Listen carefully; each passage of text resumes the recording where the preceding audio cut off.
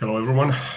This is a subject that I have thought about making video for many years, but the main reason why I haven't made this is that I simply don't like this kind of thinking that which is my favorite female artist and which is my favorite male artist. Like, what's the difference? When I go to the record store, I don't think about I am buying a man's record. I go there to buy good music.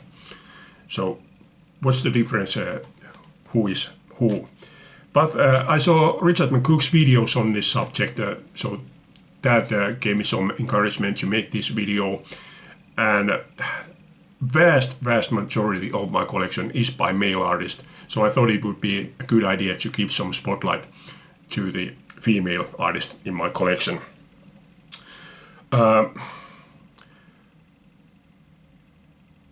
When I started making the list of this, I just wrote down everyone that I could think of, and my original idea was to make a top 10, but then I marked on the side which would be my top 10 favorite artists, and I came up with 12, so I decided to go with 12 instead. My original list pretty much stayed intact. There was a little bit of a thinking going back and forth between number 11, do I choose this one or that one, but I soon decided on number 11. However, number 12, there was a lot of back and forth going, like, do I choose this one or do I choose that one? In fact, I only chose number 12 a minute before I started making this one. There were some really great ones that I left out on this, which I do feel bad about, but in the end, when I got this list made and I realized that there were some that I was like really missing, I decided that that's it, that this is the list that it is, and those that get left out I feel sorry about, but can't be helped. Then how to place these in order. I wanted there to be some kind of a rule on which I would base my decisions, but I realized that if I used this rule, then it would mean that that artist would go down, and if I would use that rule, that artist would go down. So I decided to just go with like, okay, I like that one more and I like that one more. Didn't really care if some rule that I consider to be important didn't apply to that one or that one. So this is the list that I ended up with. But let's start with the bubbling under category. And here's one. Patty Rothberg, Between a 1 and a 9. This is the only album she ever made, which is sad because this is really good, like maybe indie rock type of music. Really good album, but yeah, sadly it remained her only album. Okay, there was only one Finnish artist that I was considering including here. I don't have many Finnish artists, but yeah, this was the only one. This is Liisa Akimov, Alkava pimeä vuoden aika. This is just fantastic album, one of my all-time favorite albums. But however, this is the only album of hers that I really love, so that's why I decided to leave this one out as well. And then this next one, I have 6 albums by her, and I really like all of them, but not enough to put her within this top 12 or top 15. Had it been top 15, I still would have left her out. But however, this album, Aretha Franklin, Lady Soul, this album alone is such that this would place her among the all-time best. Absolutely fantastic. To me, without a question, the best soul album of all time. Okay, so now we get to top 12. And with top 12, there was a lot of back and forth going. So that's why I will mention the only one that I was left out of my top 12, and that was ABBA. I really love ABBA's singles. Albums, not so much. This is my favorite ABBA album, Arrival. But yeah, in the end, I had to leave them out and choose Mamas and Papas instead. To me, Mamas and Papas is the band that has the best vocal harmonies of all time. With Mamas and Papas, when they sing harmonies, they aren't just that, here's my level, here's my level, here's my level. When they sing, you can hear them. If you have these older stereo systems, you know that when you play music, the levels go like this, like LEDs on it. That's how their vocals go. You can hear everyone going onto the top with having their place at the top, then they come down, another one goes up, coming down, another one goes up. Absolutely fantastic. You really have to listen to it closely, but you can hear it. I've always wondered, that was that made during a mix, or did they really sing like that? If they did, they are without a question the best vocal harmony group of all time. Fabulous, fabulous stuff. Okay, so number 11. This was also, well, anyway, Carpenters. Middle of the road stuff, early to mid 70s in the US. It's really the kind of music that's kind of sickening. It's so white, so squeaky clean, so nice, bleach white, pure niceness. Makes my teeth hurt to think about that kind of music. Carpenters, as you can see, really nice smiles here, but there's something about the arrangements here that lifts them above that really sickeningly white stuff. And although I have to say that Elvis Presley is, in my opinion, the best vocalist of all time, when it comes to music, singing technique, Karen, without a doubt, is the best one of all time. The way she uses her voice is absolutely magical. There's just nothing better. Absolutely fantastic vocalist, which is why I chose them at number 11. Okay, at number 10 we go to the other end of the spectrum. Janis Joplin. I think she was the first female vocalist that I really came to love all of her stuff.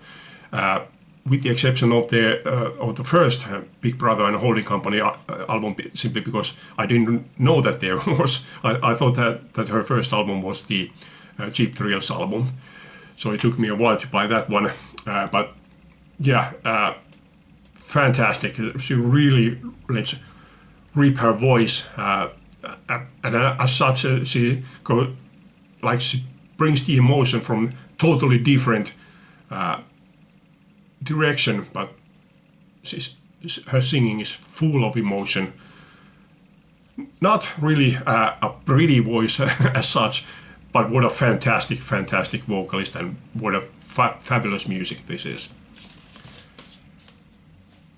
Okay, then number 9. Patsy Cline. This is the stuff that I really love most from Patsy Cline. 63 when she worked with Owen Bradley. These are really like thought out arrangements, cleanly played. Patsy's vocals are just fabulous. So yeah, great stuff.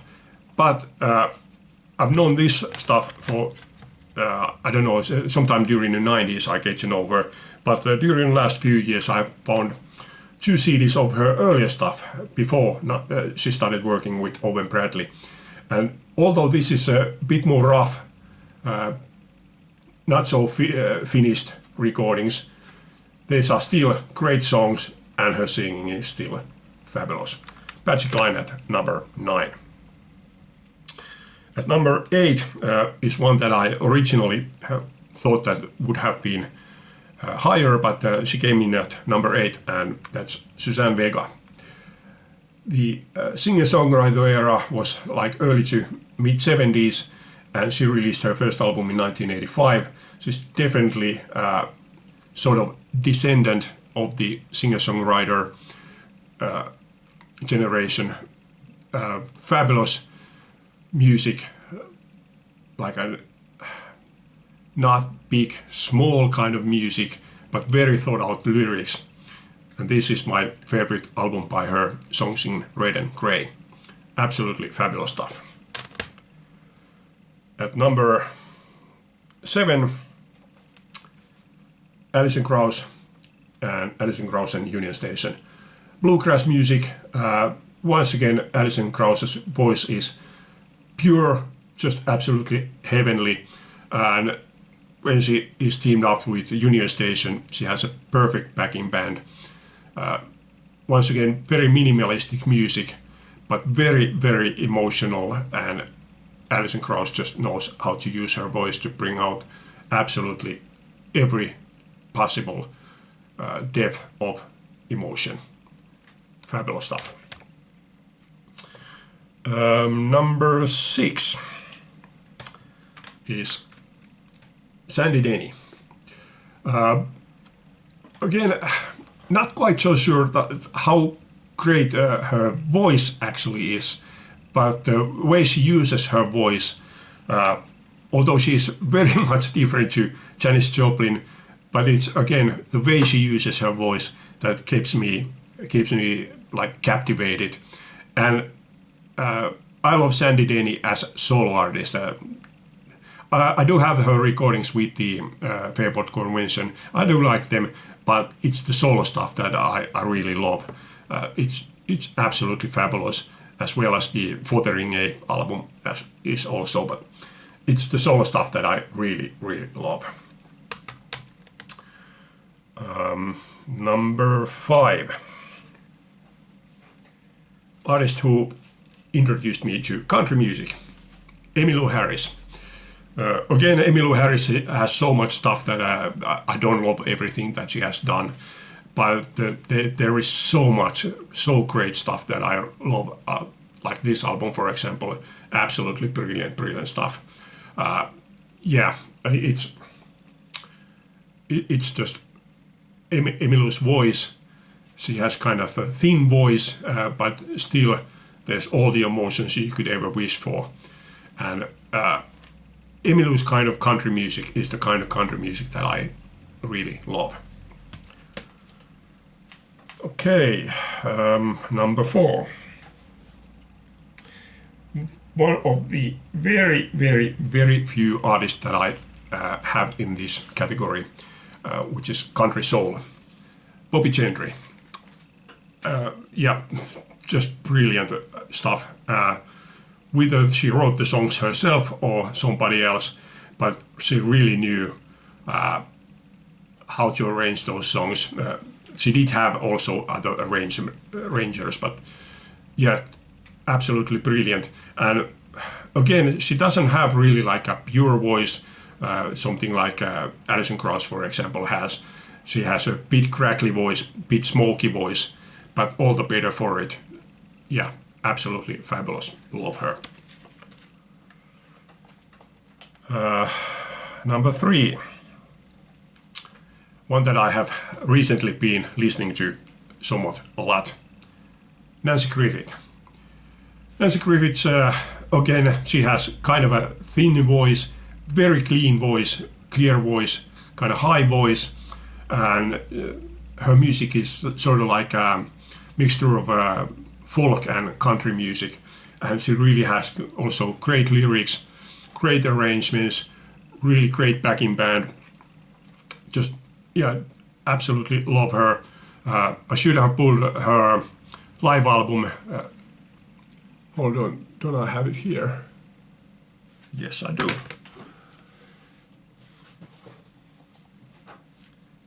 One Fair Summer Evening is one of the best live albums of all time. There's just Nanci with acoustic guitar, a couple of backing vocalists, piano, and I think there was also mentioned that there's bass, but well, I haven't heard it. I've listened to it loads and loads of times, but I've never really noticed where the bass is, if there is. But I seem to recall that I saw when I watched this that there's a stand-up bass standing on the side, so maybe there is a bass somewhere. But yeah, I love Nanci. She made loads and loads of many great albums. But again, not all of her albums are great. I stopped following her at some point. Okay, so when I started making this list, there was one that I was like, I knew that, okay, that one is going to be number 1. But in the end, she turned out to be at number 2. And that is Dusty Springfield. And I have to specify that what I love about Dusty's music is her 60s solo recordings. I've heard a couple of those Springfield songs, and yeah, they were kind of tacky. Didn't like them. And also I have heard some of her 70s stuff, and to me those are the kind of records that they still sound like good, but I feel like they just don't hit the spot. There's something about those arrangements that goes like, yeah, bit out of the picture, you know. But this one here, I think everybody should own this one. Absolutely fabulous. Yeah, Silver Collection, so it's a compilation album. But anyway, every single song here is absolute fabulously wonderful, just brilliant. 10 out of 10 doesn't do justice for this one. It's at least 11 out of 10. Yeah, brilliant. Love Dusty. But yeah, in the end, it wasn't difficult to choose my number 1, Kirsty MacColl. Simply because I love everything Kirsty ever did. There's only one song which really isn't a song. It's the, don't remember the title of the song, but it's the B-side of He's on a Beach single. And that's not really a song. It's more like a sound thing. There was a bit of violin, and then there's some humming. Was there some wind effect? Really not a song, but every single song that she ever recorded, they are fabulous. I love all of her albums, all of the singles, all of the stuff that are outside of them. Absolutely brilliant, brilliant. Love Kirsty's voice, love how she multi-layered her vocals. Love her lyrics, like there's like a sort of a poke towards men that you could think more, you know, don't be such an idiot. Wonderful, absolutely wonderful. Yeah, I love Kirsty MacColl, love everything she has ever done. May you rest in peace, Kirsty. My number 1 artist. Okay, that's it for this time. Hope you like this. Thanks for watching. Leave a comment. Bye.